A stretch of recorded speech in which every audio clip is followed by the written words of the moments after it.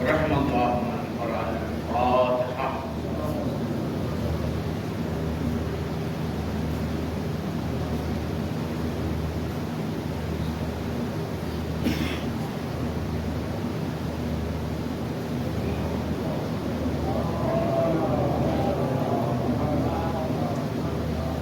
لا حول ولا قوة إلا بالله العلي العظيم. حسبنا الله ونعم الوكيل، نعم المولى ونعم النصير. أعوذ بالله من الشيطان الرجيم. بسم الله الرحمن الرحيم. الحمد لله رب العالمين والعاقبة للمتقين والجنة للموحدين والنار للملحدين. والصلاة والسلام على أشرف الأنبياء والمرسلين سيدنا ومولانا أبي القاسم محمد وعلى آله الطيبين الطاهرين المعصومين المظلومين، لا سيما بقية الله في الأرضين أرواحنا لتراب مقدمه الفداء. ولعنة الله على أعدائهم أجمعين. أما بعد، فقد قال الله تعالى في القرآن المجيد. بسم الله الرحمن الرحيم. والذين يقولون ربنا هب لنا من أزواجنا وذرياتنا قرة أعين واجعلنا للمتقين إماما.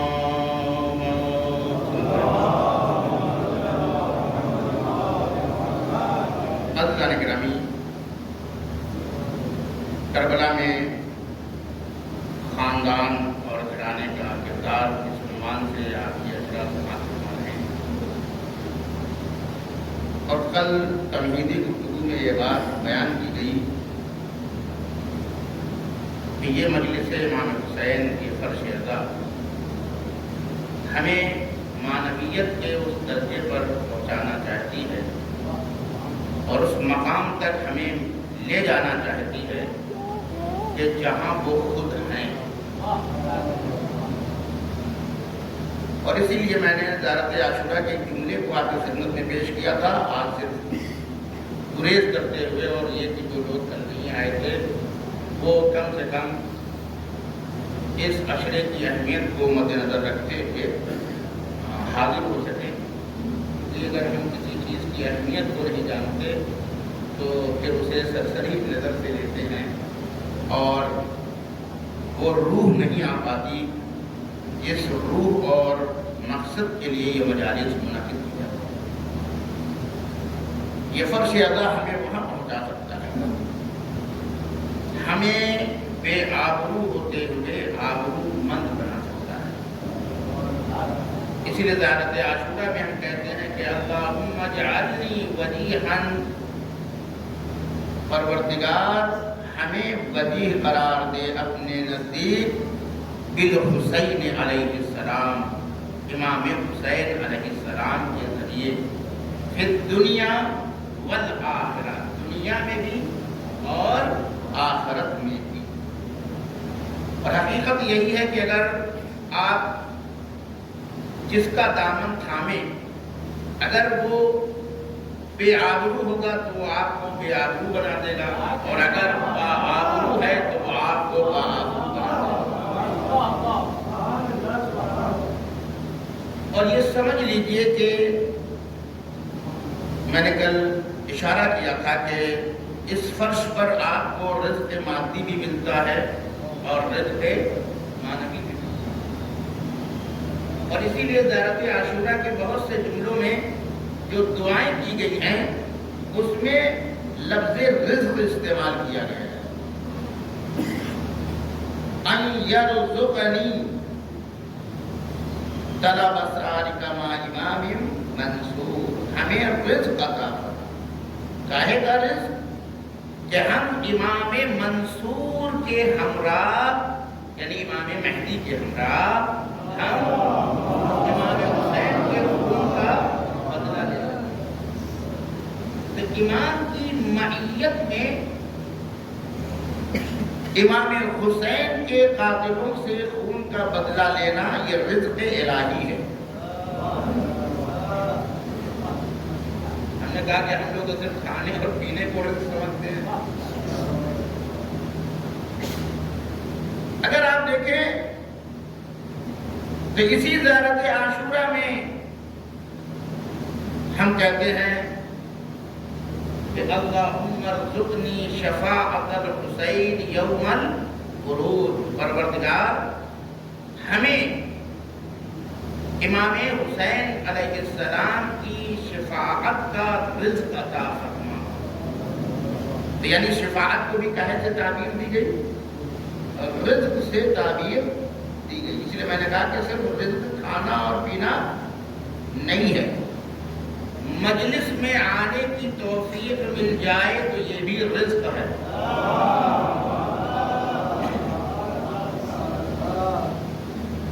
مسجد میں نماز پڑھنے کی توفیق مل جائے تو یہ بھی رزق ہے. تلاوت قرآن کی اگر ہمیں توفیق مل جائے تو یہ بھی رزق ہے. اور ایک جملہ آپ کے حوالے کر رہا ہوں. خدا کی قسم یہ فرش ازا اتنا بڑا رزق ہے. اچھا رزق کے معاملے میں یہ ہے کہ زمان اور مکان اثر انداز ہوتے ہیں. جیسا زمانہ ہوتا ہے اور جیسا مکان ہوتا ہے اس کے اعتبار سے رزق کا کیونکہ ظرف بدل جاتا ہے تو اس کی کوالٹی بھی بدل جاتی ہے. یعنی ظرف سے رزق کا بہت اثر پڑتا ہے. مثال دے رہا ہوں. رمضان المبارک میں ہمیں رزق ملتا ہے, رزق مادی بھی اور رزق معنوی بھی. اب کیونکہ رزق جو ہے وہ ظرف دے کے دیا جاتا ہے, جب کیونکہ رمضان میں زمانے کے اعتبار سے بھی اتنی گنجائش ہے کہ توجہ چہرہ متدار گرامی, کبھی آپ نے سوچا کہ ایک بندہ اگر ماہ رمضان میں روزہ رکھ کر کے سو جائے تو اس کی سانس نہیں ہے, تسبیح بن جاتی ہے. وہ سانس نہیں لے رہا ہے, کیا لے رہا ہے, کیا کر رہا ہے, تسبیح پڑھ رہا ہے. جبکہ سانس لینا ہمارا اختیاری عمل نہیں ہے. حتیٰ کہ سوتے ہوئے, توجہ ذرا, سوتے ہوئے حالت اختیار میں تو انسان عمل کرتا ہے, لیکن سوتے ہوئے تو اس کا اختیار ختم ہو جاتا ہے. لیکن کہا کیوں کہ تم ظرف زمان تم نے بڑا اچھا اختیار کیا ہے, اس لیے سونے والے کو نہیں ملتا. لیکن اگر ظرف اچھا ہو تو سونے والوں کو بھی ملتا ہے. عزیزان گرامی, ہم جیسوں کو اگر سو جائیں ظرف رمضان میں تو ہماری سانس تسبیح بن جاتی ہے. اور اگر کسی کو ایسا ظرف مل جائے جو بستر رسول ہو تو اگر وہ اس پر سو جائے تو رضائے معبود کا مالک بن جاتا ہے. ایک سلوات بھیجیے محمد وآل محمد. توجہ کریں مجھے گرامی, یہ رزق ہے, رزق مادی بھی اور رزق معنوی بھی. تو میں نے سوچا کہ مثال دی ہے. اب یہ میں نے رمضان کی مثال اسی لیے دی کہ آپ سمجھ سکیں کہ وہاں کوالٹی یہ ہے کہ اگر ایک آیت پڑھ رہے ہیں تو پورے قرآن کا کیا مل رہا ہے, ثواب مل رہا ہے.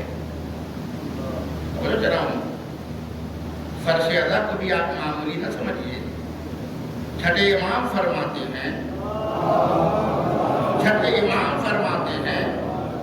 کہ نفس المحموم لظلمنا تسبیح,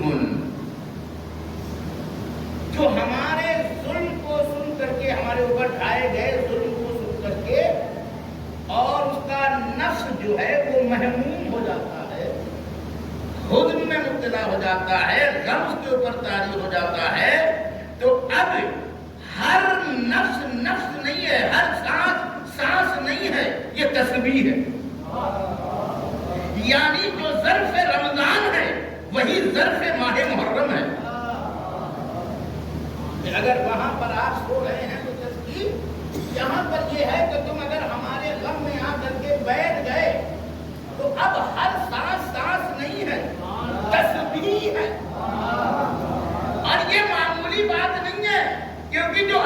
تسبیح ہے وہ بھی فاطمہ کے ذریعے ہی تمہیں ملی ہے. ایک صلوات بھیجیے محمد و آل محمد.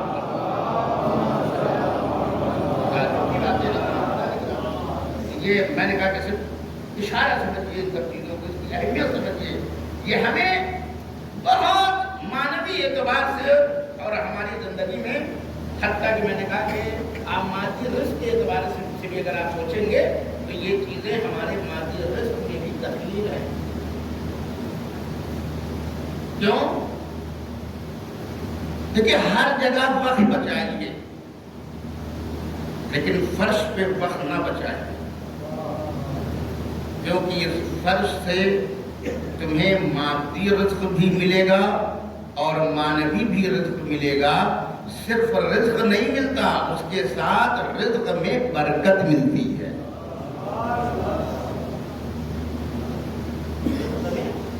یہ میں نے کہا کہ اشارہ جو کل لوگ نہیں آئے تھے ان کے لیے. تو اب آتے ہیں ہم اصل موضوع کی طرف، اور وہ میں نے کہا کہ کربلا میں خاندان اور گھرانے کا کیا ہے. آپ دیکھیں کہ امام حسین علیہ السلام کے ساتھ ان کے فیملی اور خاندان کے لوگ آئے کہ نہیں. ہمارے دین میں خدا کی قسم خاندان کو بہت حیثیت حاصل ہے، گھرانے کو بہت حیثیت حاصل ہے. آپ دیکھیے اسلام میں ایک قانون ہے، اس کو کہتے ہیں عاقلہ. یعنی آپ دیکھیے خاندان کی اہمیت کیا ہے. عاقلہ قانون یہ کہتا ہے کہ فرض کریں کہ کسی سے جان بوجھ کر کے نہیں، بائی مسٹیک خطا غلطی کے ذریعے سے کسی کا قتل ہو گیا، مثلا جا رہا تھا ایکسیڈنٹ ہو گیا، جان بوجھ کے نہیں کیا. تو اب دیکھیے یہ بھی اسلام کی باریکیاں ہیں. وہ قاتل کا حامی نہیں ہے، لیکن اگر غلطی ہو جائے تو اسلام کیا کہتا ہے، عاقلے کا قانون کیا کہتا ہے کہ اب اگر اسے غلطی سے قتل ہو گیا تو ظاہر بات ہے کہ دیت دینی ہے. جہاں قصاص کا قانون نہیں ہے. عمدن اگر کرے گا تو وہاں 3 آپشن ہے: قصاص، دیت، معاف کر دینا. لیکن اگر غلطی سے قتل ہو گیا ہے تو وہاں قصاص کا آپشن نہیں ہے. 2 آپشن ہے: یا دیت لے لے انسان اور یا معاف کر دے. کیونکہ یہاں جو سب سے زیادہ طاقت رکھتا ہے اس کی بھی بنیادی صفت ہے معاف کر دینا. اس لیے معاف کرنے کا. اب دیت دیت معافی تو ہے نہیں. 100 اونٹ آپ جانتے ہیں کہ 100 اونٹ جناب عبداللہ کو بچانے کے لیے قرے میں آئے تھے. تو جناب عبد المطلب کی یہ سنت کتنی بھائی کہ اسلام میں وہی دیت بن گئی. خاندانی عمل بھی ایسے ہوں کہ شریعت کا جز بن جائے. تو 100 اونٹ اعتماد آج کے زمانے میں اگر آپ نے 100 اونٹ خریدے گا تو کوئی معمولی پیسہ لگے گا. تو اب ظاہر بات ہے کہ ہو سکتا ہے کہ انسان کی سکت میں نہ ہو. تو اب دیکھیں اس کو کہتے ہیں ہمارے دین میں گھرانے کی اہمیت. یہ کوئی یہ نہ کہ مجھ سے کیا مطلب ہے. ہمارا دین یہ کہتا ہے کہ جو اس کے خاندان کے مرد ہیں، عورتوں کو جتنا مرد، اب وہ مرد چاہے ددیالی طور پر ہو یا ننیحالی طور پر ہو، ان کے تعاون سے یہ دیت کی رقم ادا کی جائے. اس کا مطلب کیا ہوا کہ ہمارا دین خاندان کو کتنی گہرائی سے لیتا ہے. کوئی یہ کہ بھائی کیا تو اس نے تھا، ہم کیوں؟ کیا نہیں، تم ایک ہی کشتی کے سوار ہو. آج اس سے ہوئی ہے کل تم سے بھی ہو سکتی ہے. تو اس کا مطلب ہے کہ ہمارا دین یہ کہتا ہے خاندان کے بارے میں کہ کم سے کم خاندان کو ایسا ہونا چاہیے کہ اگر غلطی بھی ہو جائے تو سب مل کے اسے بھگتے. میں توجہ کرا ہوں، غلطی بھی ہو جائے تو سب مل کے اس کو بھگتے، اور ماموں بھی شامل ہو، چچا بھی شامل ہو، اور دوسرے رشتے دار اور ان کے بھائی وغیرہ سب مل کر کے وصیت کی رقم ادا کریں. یہ ہے ہمارے دین میں خاندان کی حیثیت. یہی وجہ ہے کہ جہاں اور جس خاندان میں اور جس گھرانے میں بنیاد دینداری ہوتی ہے تو وہاں لالچ کا کانسیپٹ نہیں ہوتا. جان جا رہی ہو تب بھی ساتھ دیں گے, مال خرچ ہو رہا ہو تب بھی ساتھ دیں گے, آبرو اگر چلی جائے تب بھی ساتھ دیں, مگر بات حق کی ہونی چاہیے.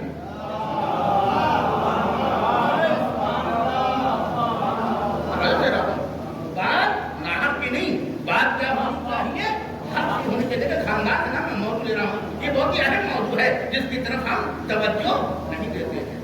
امام حسین علیہ السلام کے ساتھ ان کا پورا خاندان آیا, دور کے رشتے دار بھی, قریب کے رشتے دار. اور ابھی ایک جملہ کہہ رہا ہوں,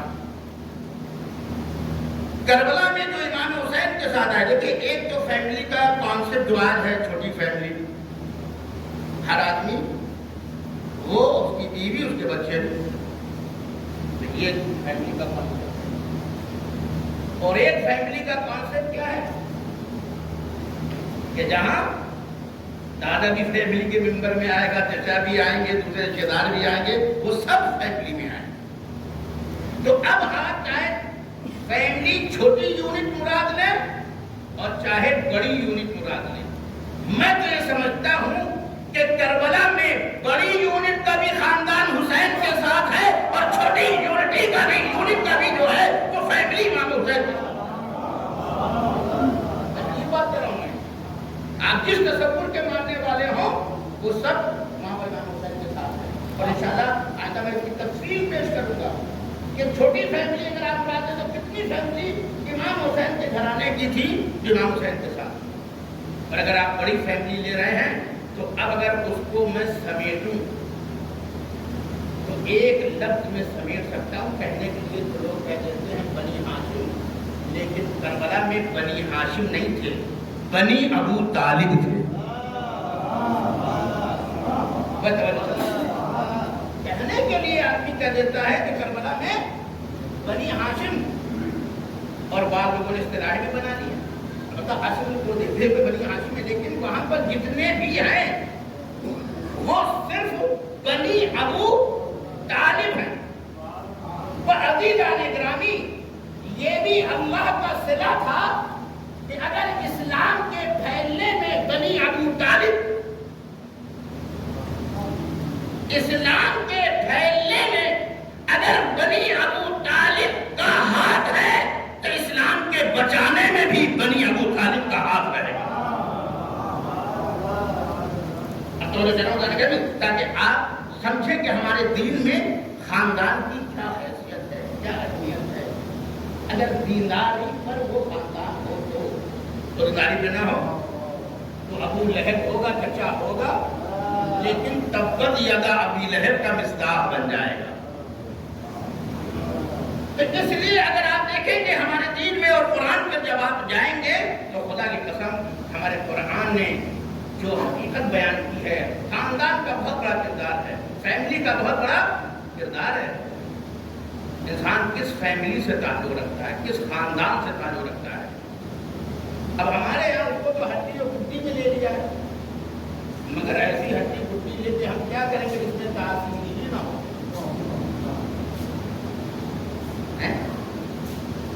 یہ ہڈی گٹی بھی اسی لیے تھی کہ تاثیر ہونی چاہیے, اور اگر تاثیر نہیں ہے تو صرف ہڈی گٹی ہے, چاہے وہ پسرے منہ ہو. کہا جائے گا لیس من اہلک, تم اہل میں سے نہیں, باہر کر دیا جائے گا. لیکن قرآن مجید نے جہاں نوح کے بیٹے کو باہر کر دیا, وہیں اس نے جب انبیاء کا تذکرہ کیا ہے تو ان کی فیملی کا بھی تذکرہ کیا ہے. آپ دیکھیں جناب ابراہیم, پوری فیملی دینداری پر ہے, اور جب ایک فیملی دینداری پر ہوتی ہے تو اس کا رزلٹ کیا ہوتا ہے, اس کے نتیجے کیا ہوتے ہیں. اگر ایک فیملی دین کی بنیاد پر قربانی دیتی ہے تو اس قربانی کا اثر یہ ہوتا ہے کہ سفر ہاجرہ کرتی ہیں، سفر اسماعیل کرتے ہیں اور زمزم نکلتا ہے، صفا و مروہ شاعر اللہ بن جاتے ہیں، اللہ کا گھر بن جاتا ہے، کعبہ بنتا ہے، مولود کعبہ آتا ہے، ابراہیم امتحان دیتے ہیں، امامت ملتی ہے، دعا کرتے ہیں، ذریت میں امامت منتقل ہو جاتی ہے۔ کہا یاد رکھو اگر ایک فیملی دینداری کے محور پر صرف ایک جگہ کو چھوڑ کر کے دوسری جگہ چلی جائے اور وہ بے آب و گیاہ صحرا ہو تو ہم اس شہر کو، اس صحرا کو شہر مکہ میں بدل دیتے ہیں۔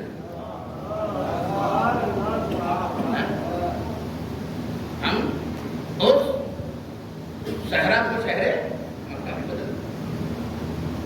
پہاڑیاں پہلے کی تھی مگر ہاجرہ کے دوڑنے سے صفا و مروہ شاعر اللہ بن گئے۔ تو توجہ کر رہا ہوں، تو میں صرف اشارہ کر رہا ہوں، آج میرا موضوع یہ نہیں ہے، لیکن میں کہنا چاہتا ہوں کہ آپ دیکھیے کہ دین میں کتنی لطافت ہے اور کس طریقے سے بیان کیا گیا۔ ایک سفر تو جناب ابراہیم نے وادی غیر ذی زر کا اپنے بیوی اور بچوں کے ساتھ انجام دیا، اس کا نتیجہ کیا نکلتا ہے کہ آپ سوچیں کہ اس سفر سے آج تک جو سفر جاری ہے، امام حسین نے بھی جو سفر کیا اور اس سفر سے جو سفر چل رہے ہیں، یہ سب اسی سفر کا نتیجہ ہے جو ابراہیم کی فیملی نے کیا ہے۔ اگر آپ نے میری بات یہاں تک، تو اب میں نے صرف اشارہ کیا کہ انشاءاللہ تفصیل دھیرے دھیرے بیان ہوتی جائے گی، لیکن آج میں ایک اشارہ کرتے ہوئے جناب ابو طالب کے اوپر آنا چاہتا ہوں کہ کربلا میں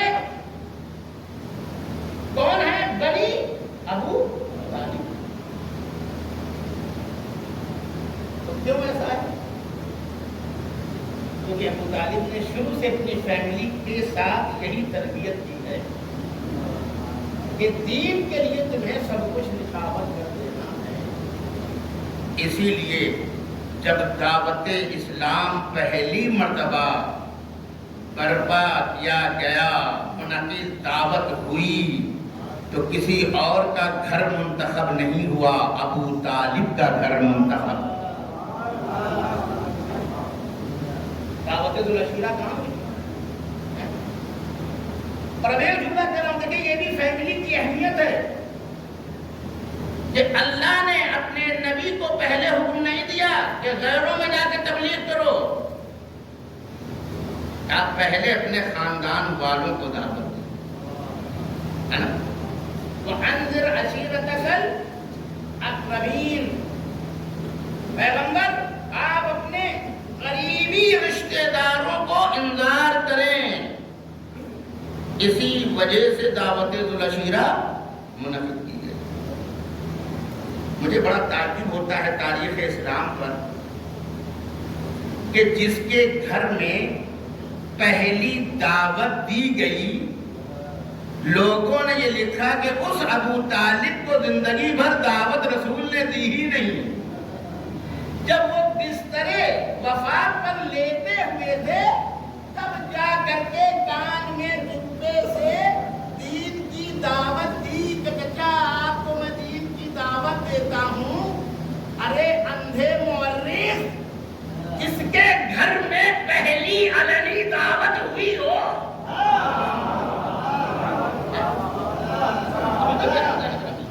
جس کے گھر میں پہلی علنی دعوت ہوئی، اس کے بارے میں کہتے ہیں اس کو دعوت ہی نہیں دی تھی، خود کو دعوت ہی نہیں دی تھی پیغمبر نے۔ تو جھوٹے کا جھوٹ تو یوں ہی پتہ چل جاتا ہے۔ غرض ہے نتیجہ میں آپ کی خدمت کرنا چاہ رہا ہوں، فیملی کا کردار دیکھیے۔ کیوں خاندان ابو طالب ہے؟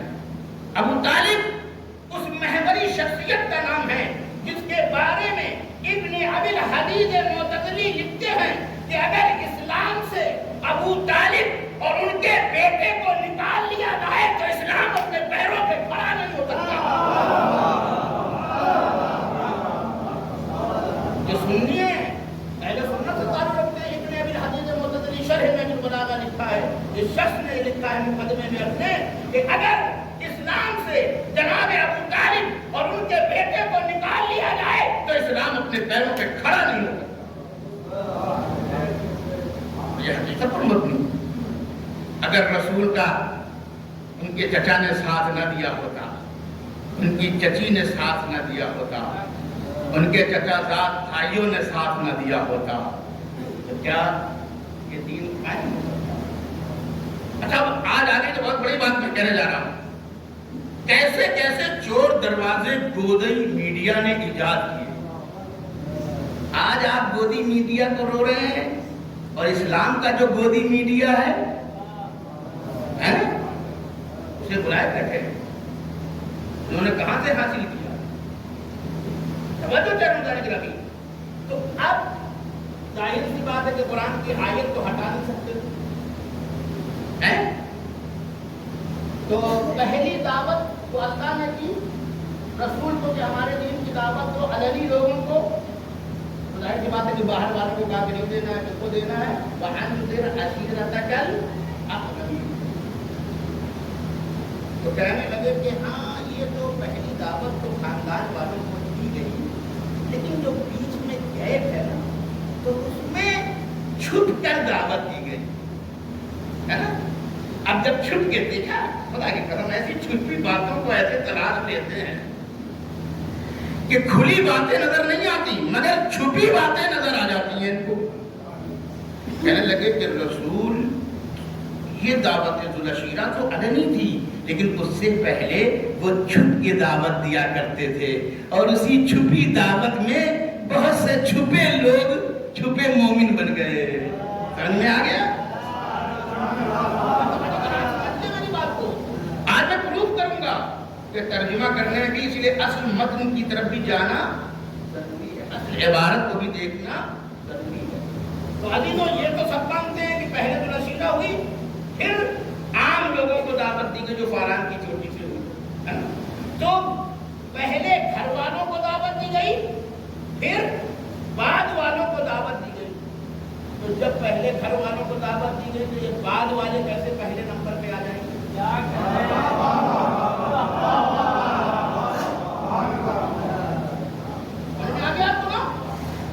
اب میں اگر یہ موضوع لوں گا تو بہت ہی معاملہ پرانی ہو جائے گا، اس کو چھوڑ رہا ہوں.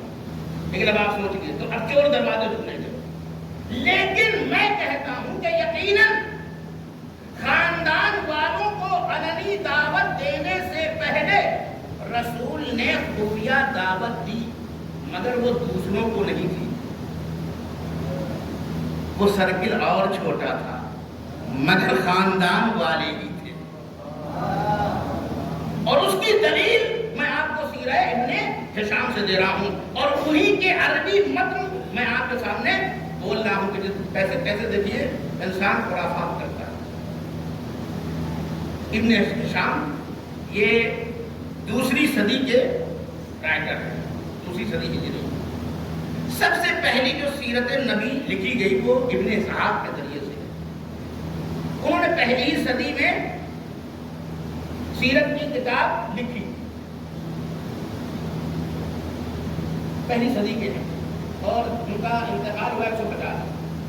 تب ظاہر سی بات ہے کہ میں سمجھ سکتا ہوں کہ فرض کریں کہ 150 کے اندر ہی بہت پہلے انہوں نے تاریخ وہ سیرہ ابن اسحاق لکھی. یہ جو سیرہ ابن ہشام ہے وہ در حقیقت ابن اسحاق کی سیرہ ہے، مگر اس میں انہوں نے اور منابع سے تلاش کر کے اضافہ کیا. یعنی اگر آپ ابن ہشام کو پڑھ لیجیے تو گویا آپ نے ابن اسحاق کو بھی پڑھ لیا ہے. انہی کی کتاب کو انہوں نے مد نظر رکھ کر کے اس میں کیا کیا ہے اور منابع سے چیزوں کو شامل کیا. تو اتنی پرانی کتاب ہے سیرہ ابن ہشام. وہ یہ کہتے ہیں کہ جو ذوالعشیرہ کے دعوت عمومی سے پہلے جو خفیہ دعوت تھی وہ بھی باہر والوں کے لیے نہیں تھی. کس کے لیے تھی؟ اب یہ دیکھیں ان کے الفاظ میں آگے فَجَعَلَ رَسُولُ اللَّهِ يَذْكُرُ مَا أَنْعَمَ اللَّهُ عَلَيْهِ وَعَلَىٰ عِبَادِهِ سِرًّا إِلَىٰ مَن يَطْمَئِنُّ إِلَيْهِ مِنْ أَهْلِهِ. کہ رسول خدا اپنے خاندان کے قابل اعتماد اور قابل اطمینان لوگوں کو خفیہ طور سے اس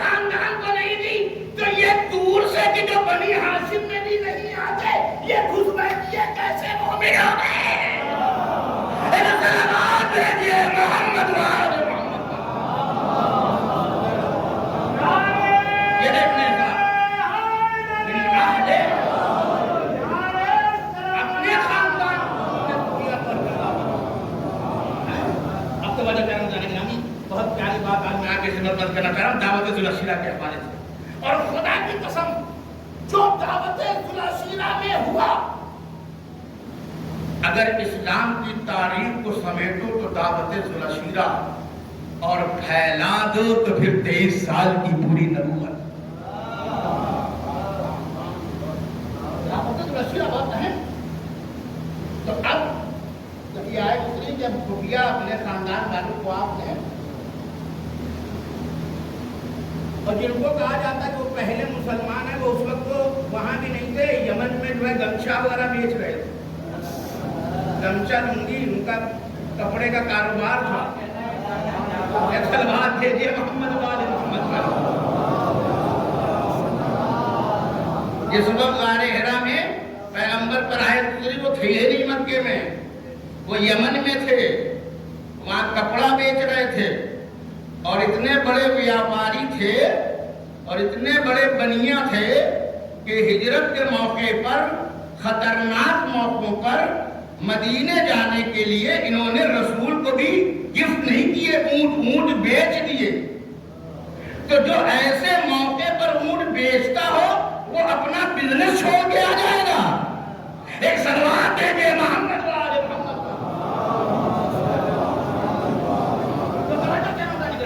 تو اب دعوت ذوالعشیرہ، تو ابھی تک خاندان والوں کو خفیہ دعوت دی، اور اب اللہ نے حکم دیا وَأَنذِرْ عَشِيرَتَكَ الْأَقْرَبِينَ، اپنے قریبی رشتہ داروں کو کیا کرو؟ دعوت. آپ یہ بتائیے کہ پیغمبر کی شادی ہو چکی تھی. پیغمبر شادی کے بعد اپنے گھر منتقل ہو چکے تھے. جناب ابو طالب ان کا آدھا کا انتظام کر دیا. پیغمبر کیونکہ علی سے اتنے مانوس تھے کہ جب وہ جناب خدیجہ کے ساتھ جو گھر جناب ابو طالب نے ان کے لیے معین کیا تھا اس میں منتقل ہوئے، تو اب آدھا نور جب چلا جائے تو آدھے نور کے لیے بے قرار رہے گا.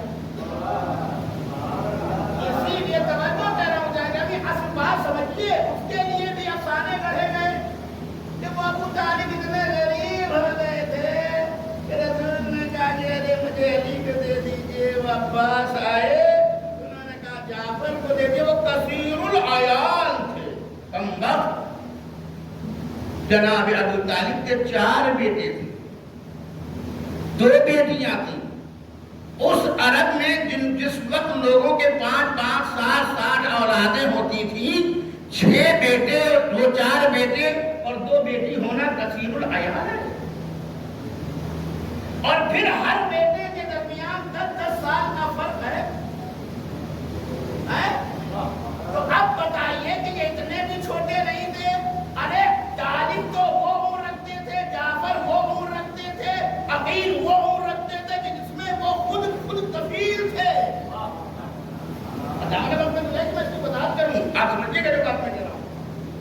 تو بہرحال مگر میں کہتا ہوں کہ ہاں رسول نے علی کو مانگا، مگر مانگا اس لیے تھا کہ عرب کے اس ماحول میں، ارے میں توجہ کہہ رہا ہوں، کوئی آدمی دیندار ہوتا ہے تو بے دینداروں کے ماحول میں اٹھتا بیٹھتا نہیں ہے.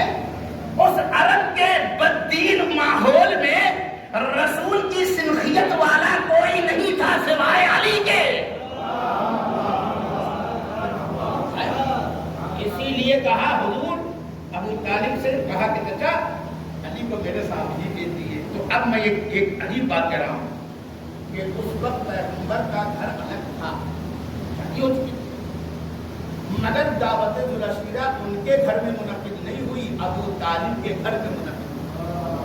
میں توجہ دے رہا ہوں، اس کے گھر میں ہوئی، ابو طالب کے گھر میں. تو ایک صلح کہہ رہا ہوں بھائی، میزبان کو دعوت نہیں دی جاتی، میزبان تو خود دعوت دیتا ہے.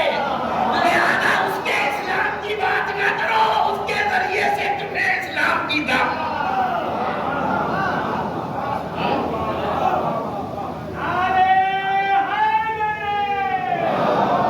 اس کے ذریعے سے اسلام کی تمہیں دعوت ملی ہے، وہ میزبان ہے. دعوت میں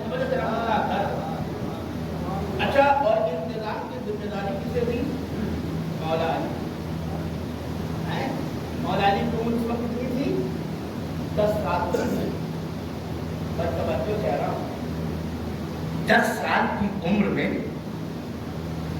انتخاب الہی ہے، کیونکہ رسول وہی بولتا ہے جو وہی ہوتی ہے. تو کہا کہ ابو طالب کے گھر میں دعوت ہوگی، انتظام کون کرے گا؟ 10 سال کا علی. تو جو 10 سال میں ایسا منتظم ہو، ارے جس کے ہاتھ میں پہلا انتظام اسلام کا آ گیا ہو. اب لوگ وفات نبی کے بعد کہتے ہیں ان کی عمر کم ہے، ارے جو 10 سال میں پہلی دعوت کا منتظم بن گیا.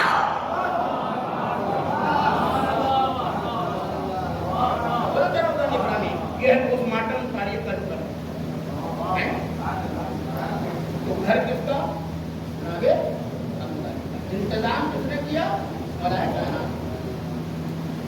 اب ایک اور بات بتاؤں بھائی، کھانا پکا تو کچھ پکانے والا نے کھایا نہیں.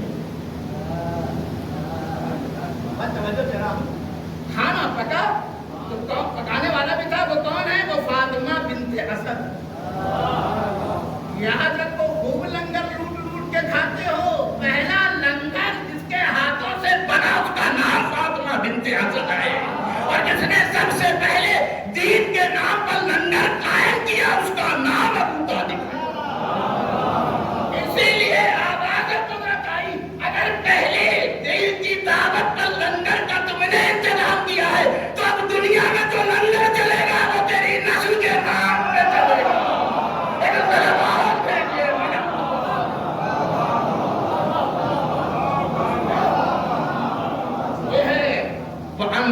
یہ ہے خاندان. اگر ساتھ دے تو ایسا کہ چچی ہو تو ایسی ہو، چچا ہو تو ایسا ہو، چچا دار بھائی ہو تو ایسا ہو.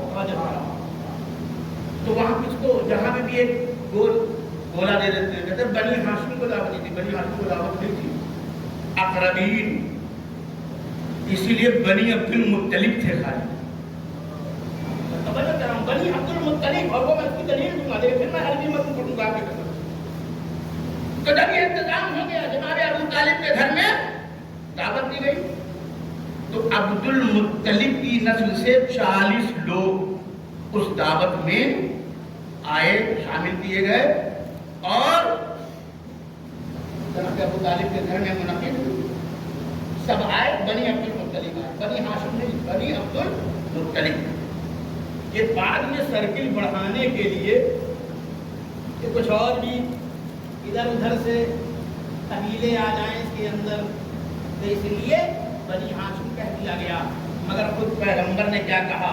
اب دیکھیں بات آگے بتاتا چلوں. پہلے دن دعوت ہوئی، اچھا کھانا زیادہ نہیں بنا، مگر میں کہوں گا کہ تم چیزوں کو دیکھتے ہو مادیت کی نگاہ سے، مگر کبھی نیت میں اتنی برکت ہوتی ہے کہ چیز کم ہوتی ہے مگر لوگ زیادہ کھا لیتے ہیں.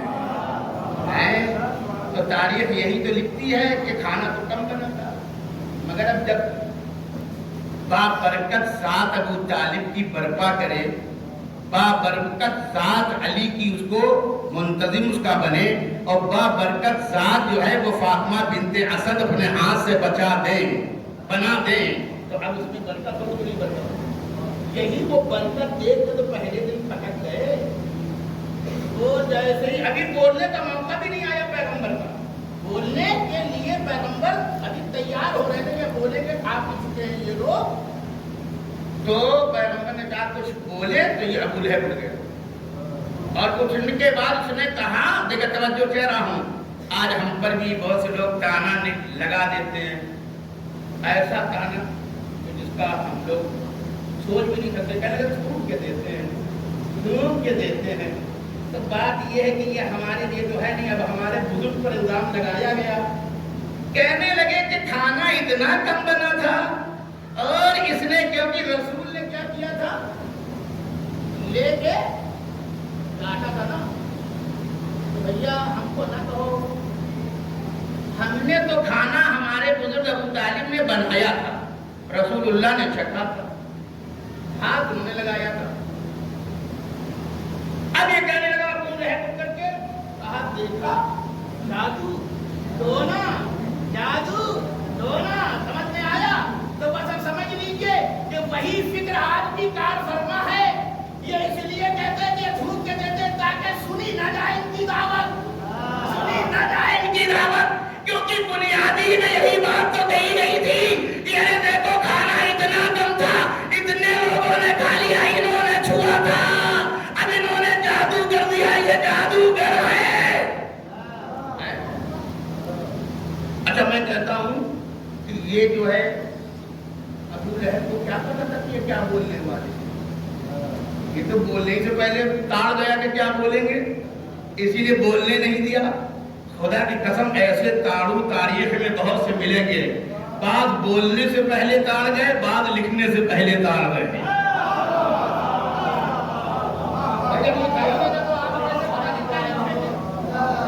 تو اس کا مطلب ہے کہ ابو لہب سے کچھ پرانا رشتہ برقرار تھا. ایک سلوات بھیجے محمد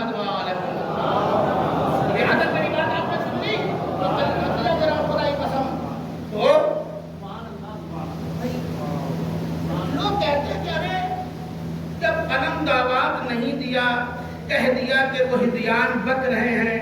ارے اس کو ہدیان بکنے دیتے, رسول لکھ دیتے. رسول نے کیوں نہیں لکھا؟ کہا اگر آج میں لکھ دوں گا تو یہ میری بات کس دائرے میں آ جائے گی؟ ہدیان کے دائرے میں. تو یہی بات ہدیان کے دائرے میں نہیں آئے گی, پھر پورا قرآن ہدیان کے دائرے میں آ جائے گا. پھر اس سے پہلے میں نے جو کچھ بھی کہا ہے ہدیان کے دائرے میں آ جائے گا. اس لیے پیغمبر نے پھر نہیں لکھا, اور نہیں لکھا تو جو روش یہاں تھی وہی روش ابتدا میں بھی تھی. ارے ابو لہب نے کہا تھا کہ یہ جادو کر دیا تو بولتے اٹھتے, کہا نہیں اگر آج بولوں گا تو پہلے ہی دعوت جادو کی نظر ہو جائے گی, اور میرے دعوت پر الزام جادو کا آ جائے گا. اس لیے وہ نہیں بولے. خدا کی قسم کہا کرتا جان پھر انتظام گھر پہ رکھیے.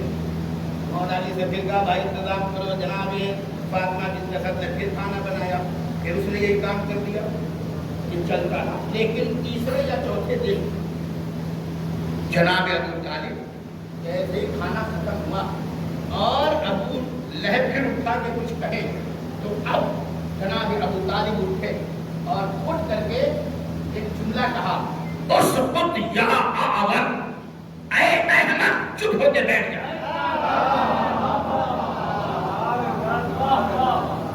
توجہ چرا, توجہ چرا مجدان گرامی. تو کیا کہا؟ اسکت یا آور, اے آور بیٹھ جا. پھر اس کے بعد کہتے مالکا وہذا, مالکا وہذا. اس کے بعد پیغمبر کہتے ہیں کہ مالکا اپنی حیثیت پہچان, وہذا اور میرے اس بھتیجے کی شان دیکھ, اپنی حیثیت کو پہچان, میرے اس بھتیجے کی شان دیکھ. اسکت یا احمد, اس لیے کہ احمد اسی لیے تو کہا کہ نہ اپنی اوقات دیکھ رہا ہے نہ اس کی شان دیکھ رہا ہے.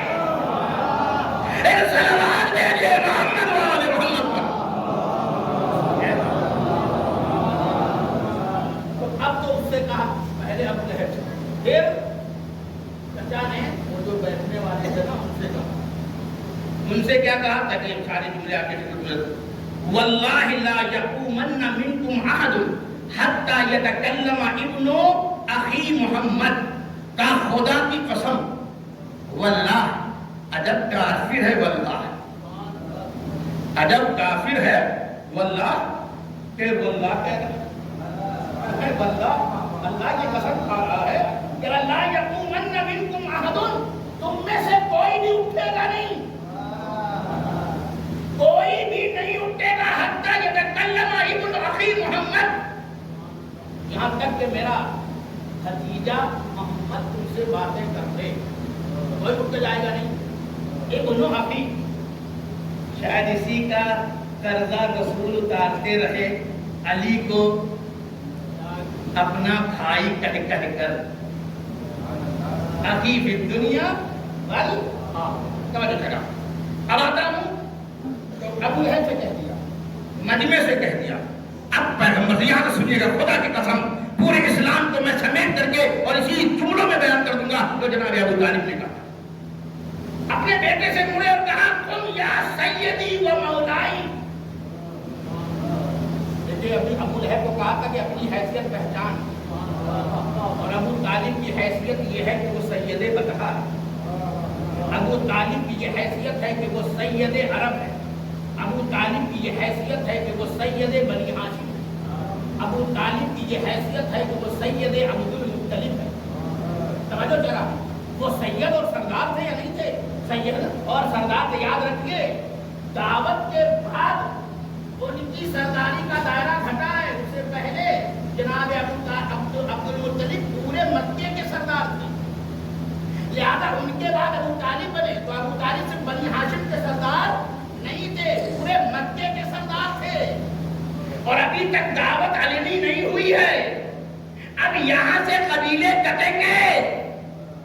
اب سوچئے وہ سید ہوتے ہوئے، وہ سردار ہوتے ہوئے اپنے کو سید و سردار نہیں مان رہا ہے. اپنے بھتیجے سے کہتا ہے تم یا سیدی و مولائی، اے میرے سید اٹھو، اے میرے مولا اٹھو. آواز قدرت آئی ابو طالب، تم نے سید ہوتے ہوئے اس کو سید کہا، تو اب میں بھی یہ عطا کروں گا کہ تو سید عام ہے، مگر اب اس کے بعد تیرے بیٹے علی کی نسل جو فاطمہ کے ذریعے سے ہوگی وہ سید خاص بنے گی. سید خاص بنے گی. توجہ سے رہا ہوں، اللہ نے اس کا بدلہ دیا، اس کا احسان چکایا. یہ آج سادات کسے کہتے ہیں؟ سادات کسے کہتے ہیں؟ فاطمہ اور علی کی اولاد کو نا، کیونکہ علی کے باپ نے رسول کو کہا سید ہے یا سیدی و مولائی، تو اللہ نے اس کا صلہ دیا کہ آپ تیری نسل سید کہلائے. اور تو نے مولا کہا ہے تو آنے دے غدیر. پر توجہ کہہ رہا ہوں، تو نے مولا کہا ہے تو آنے دے غدیر. اگر میں اس رسول سے نہ کہلواؤں کہ من کنت مولا فہذا علی مولا، یہ رسول غدیر میں علی کی مولائیت کا اعلان نہیں کر رہے تھے، ابو طالب کی مولائیت کے اعلان کا شکرانہ ادا کر رہے تھے.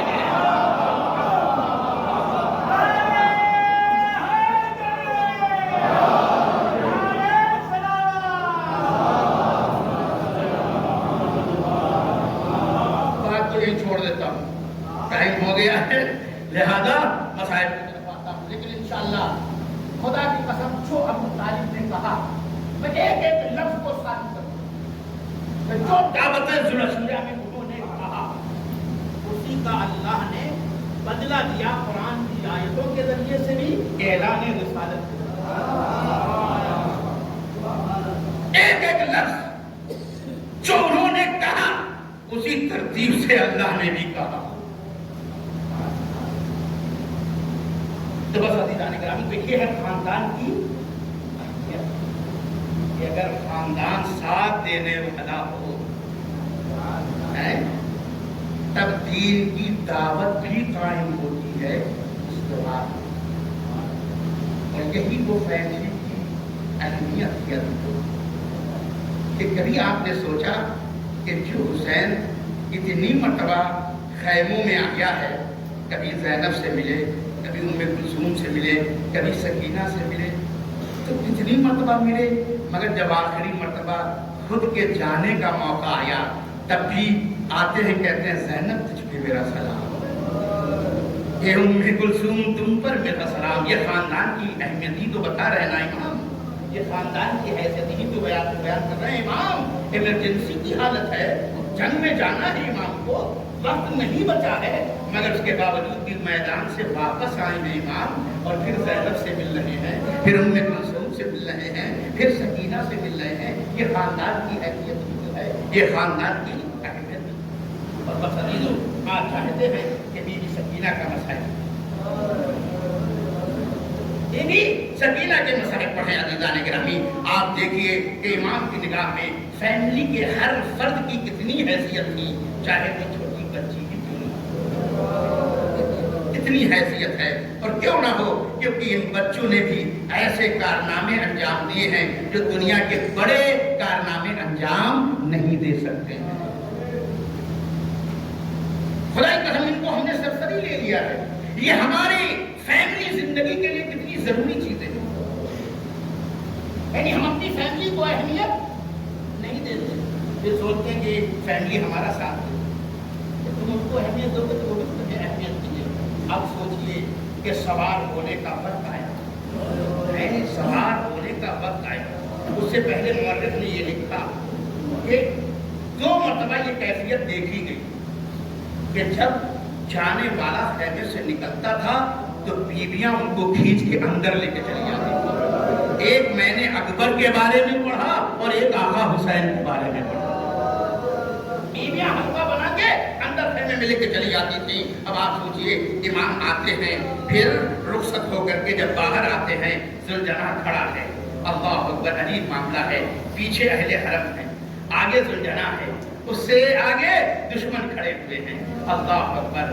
امام کو آخری سواری کرنی ہے، ایک مرتبہ نگاہ ڈالتے ہیں، عجیب منزل ہے، میں سوچتا ہوں ہم اس کو نگاہ نہ دیکھیں، امام ابھی بھی اپنے خاندان کو ڈھونڈ رہے ہیں، کیونکہ جب حسین گھوڑے پہ سوار ہوتے تھے تو عباس جیسا بھائی آ جاتا تھا، علی اکبر جیسا بیٹا آ جاتا تھا، قاسم جیسا بھتیجا آ جاتا تھا، اور محمد جیسے بھانجے آ جاتے تھے، ہم سوار کریں گے، ہم سوار کریں گے۔ اب حسین جب باہر نکلے، اب تو کوئی نہیں ہے نا، کبھی ادھر دیکھتے ہیں، کبھی ادھر دیکھتے ہیں، گویا کبھی عباس کو ڈھونڈ رہے ہیں، کبھی علی اکبر کو ڈھونڈ رہے ہیں، کہاں چلے گئے میرے شیرو، آج میں آخری سواری کر رہا ہوں۔ آپ جانتے ہیں اسی بات کو تو ایک بہن نے پڑھ لیا، پیچھے سے آواز آئی، بھیا گھبراؤ نہیں، اگر عباس نہیں ہے، اگر علی اکبر نہیں ہے، اگر قاسم نہیں ہے تو آج زینب عباس بن کے تجھے سوار کرے گی، علی اکبر بن کے سوار کرے گی، آج اور محمد بن کر کے تمہیں سوار کرے گی۔ خدا آپ کو کسی غم میں نہ پڑھائے۔ اور پسندیدان گرامی، یہ دیکھیے خاندان اور فیملی کی اہمیت ہے۔ سوار ہو گئے، اب چلنا چاہتے ہیں، گھوڑے کو پیڑ لگائی، گھوڑا بڑھ نہیں رہا ہے۔ عجیب ہے غربت حسین، کیسے اپنے گھوڑے سے بولے ہیں آقا امام، کہتے اے اسب وفا، جانتا ہوں تو صبح سے بہت لے گیا، بہت لے گیا، تو پیاسا ہے، تو تھکا ہوا ہے، تیرے جسم پر بھی زخم ہے، مجھے تیری تھکن کا احساس ہے، مگر اے میرے اسب باوفا، اب فرزند زہرا کی یہ آخری سواری ہے۔ تو یا حسین اپنے گھوڑے سے التماس کر رہے ہیں، یہ ہے غربت آقا حسین۔ اب وہ جانور ہے، کیسے بتائے کہ میرے پیروں میں زنجیر پڑی ہوئی ہے۔ اس نے ایک مرتبہ سر کو اٹھایا، قدموں کی طرف اپنے سر کو اٹھایا، بے زبانی سے کہا آقا کیا کروں، بڑھنا چاہتا ہوں مگر ہاتھوں کی زنجیر میرے پیروں میں ہے۔ جب امام نے دیکھا 4 سالہ بچی گھوڑوں کے سموں کو پکڑے ہوئے کہہ رہی ہے، اے میرے بابا کے گھوڑے، میرے بابا کو نہ لے جانا، کیونکہ جو گیا ہے وہ واپس نہیں آیا ہے۔ اللہ اکبر، خدا کی قسم، یہ ہے فیملی کو اہمیت دینا، یہ چھوٹی سی بچی کو بھی اہمیت دینا۔ امام حسین زمین کربلا پر اتر آتے ہیں اور سکینہ کو بھی آغوش میں لے لیتے ہیں۔ خدا کی قسم، صاحبان اولاد ہیں، بیٹی کی کتنا احترام ہے امام حسین کی نگاہ میں، کتنی حیثیت ہے 4 سالہ بچی کی۔ کہا میری بچی مجھے جانے دو، کہا بابا مجھے تو آپ کے سینے پہ سونے کی عادت ہے نا۔ اللہ اکبر، خدا کی قسم، یہ احساسات اور جذبات اپنی معراج پر پہنچ گئے ہیں۔ وقت ہے، دشمن تانے دے رہے ہیں، امام کو جانا ہے، مگر دیکھیں یہ ہے فیملی کی اہمیت۔ کہا اچھا میری بچی تجھے میرے سینے پہ سونے کی عادت ہے، کہا ہاں بابا آخری مرتبہ لٹا دو، کہا اچھا یہ بھی پورا کروں گا، یہ بھی پورا کروں گا۔ حسین لیٹ گئے زمین کربلا پہ، اپنی بچی کو اپنے سینے سے لگا لیا۔ یہ ہے خاندان کی اہمیت، یہ ہے فیملی کی اہمیت۔ حسین لیٹ گئے اور بچی سینے پر آ کے لیٹ گئی۔ عزیزو اب ہے حسین نے خدا کی قسم، یہ تربیت کا پہلو، کہا کہ بچوں کے انداز میں بولو۔ اب سکینہ سینے پہ لیٹ گئی، فرمائش بیٹی کی پوری کر دی نا آقا نے، اب کیسے کہیں کہ مجھے جانا ہے۔ کہا سکینہ आज तुम छोटी हो, कल मैं छोटा था और मैं भी अपने नाना के सीने पे था और मैंने अपने बचपने में नाना से यहाँ जाने का वादा किया है। अल्लाह अकबर, अल्लाह अकबर। ए सकीना, तुम आज बच्ची हो, तुमने कहा मैंने सीने पे लिटा लिया, मगर मैं भी बच्चा था। मैंने अपने नाना से ऐसे तिफली में एक वादा किया था यही जाने के लिए। अब अगर तुम इजाजत दो तो मैं अपने बचपने का वादा पूरा कर दूं। अरे बच्ची सीने से उतर गई, बच्ची सीने से उतर गई। ए बाबा, जाइए बचपने का वादा पूरा कीजिए। हुसैन सवार हुए, चले, मगर अभी आगे आगे बढ़े थे, पीछे से बहन की आवाज आई, महलन महला यब्न ज़हरा, महलन महला यब्न ज़हरा। ए फर्जंदे ज़हरा, आहिस्ता जाओ, आहिस्ता जाओ। ये ज़ैनब की तरफ है ना, अब इसके बाद ज़ैनब तुझे देख ना पाएगी। फरमाइश है ज़ैनब की, ए मेरे भैया, ए मेरे मौजाए, मैं जाने से नहीं रोकती, मगर आहिस्ता जाओ, मुड़ मुड़ के चेहरा दिखाते जाओ। अब इसके बाद ज़ैनब को तेरा दीदार नसीब। सयालम लदीना ज़लमू अय्यमन क़रीबिन यंक़लिबून, इन्ना लिल्लाहि व इन्ना इलैहि राजिऊन। क़ज़ाहि व तस्लीमन लिअम्रिhi। खुदाया जो परेशान हाल है उनकी परेशानी को दूर फरमा, जो बीमार है उनको शिफाए कामिल व आजिल इनायत फरमा, जो बेरोजगार हैं उनको रोज़ी अता फरमा। हम सबको बुराइयों से बचने की तौफीक अता फरमा। शब जुमा है, हमारे मरहूमीन इंतजार कर रहे हैं। खुदा की कसम, इस जिक्र से बढ़ के हमारे पास कोई वसीला नहीं है, इस फर्ज से बढ़ करके हमें अपने मरहूमीन को दिलाने के लिए कोई सदका नहीं है।